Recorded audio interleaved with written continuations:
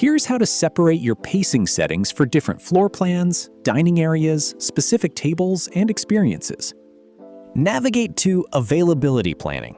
Find your shift settings and select Add Flow Controls here, then choose 4 restaurant areas.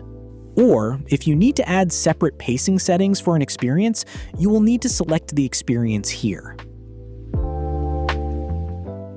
You can then choose to modify flow controls for an entire floor plan, a dining area, or even just specific tables and table combinations.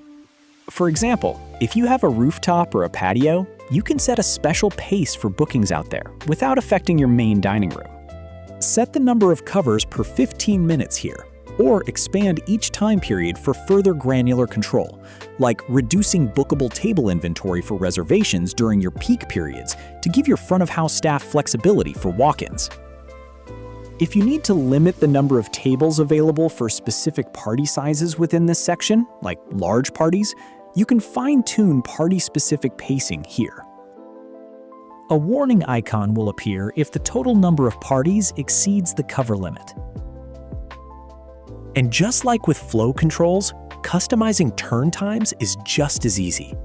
Maybe your patio turns slower than your main dining room and need an additional 30 minutes for all party sizes. Click Add Turn Times here and select the area or experience you want to customize.